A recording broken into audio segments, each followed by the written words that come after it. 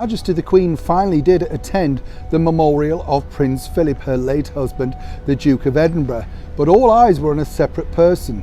But why? Hi, good morning, Neil Sean here in the very heart of London. Thank you for your time today. Nice to see you as ever, and thank you for taking the time out to join me. Truly appreciate it, and as I often say, I know, but welcome one and all brand new subscribers. I hope you're enjoying the channel, hope you're enjoying some of the content, and I love your comments. Thank you also. A lot of people also mention the fact that they say, oh, you just cover royals. We don't, we do cover other topics, but you have to dig around. It's there if you want to look for it.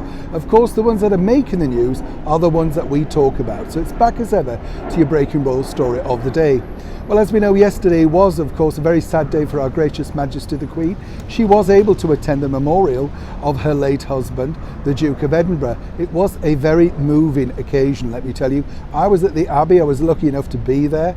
And really, when you think about it, he was celebrated in a life that I think he would have enjoyed. There were lots of people there, including 700 of his charities represented. I didn't realise he did so much, and that's really what he liked. He kept under the radar and just got on with it. As he often said, he was just the figurehead to make sure people were looking at the registered charity and, more importantly, getting involved. But of course, it was the arrival of our gracious Majesty the Queen that caused, well, a lot of fanfare. Lots of people were thrilled to see her, even though it was a very sad occasion. And yes, she did look rather frail, but she looked in good spirits too. Of course, a lot of people are commenting on the fact that she was escorted by her son, Prince Andrew.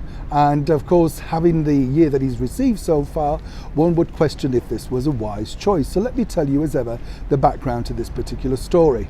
There was a family meeting. It was decided after our gracious Majesty the Queen had said that she would like Prince Andrew to escort her to the Abbey.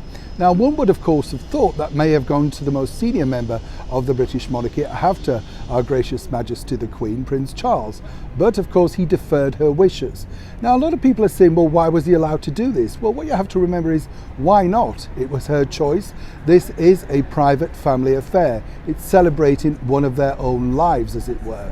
Now, of course, for Prince Andrew, this must have been very difficult, not only because it's a sad occasion, but he knew he had to step back and make sure that the onus wasn't all on him and deflected away from him.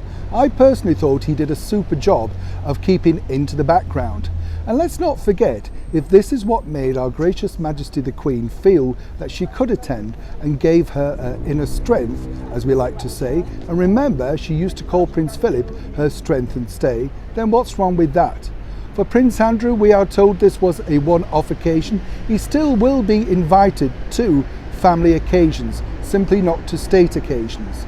But for him, of course, he knew how difficult this was going to be for our Majesty the Queen, and so really did step up in her hour of need. I'm sure all of her other children too, including Prince Edward, Prince Charles, Princess Anne, would have done the honourable thing, but how kind in a family crisis that they, well, gave in to a woman that basically has done so much for her own country worldwide after 70 years on the throne. Neil Sean in the very heart of London.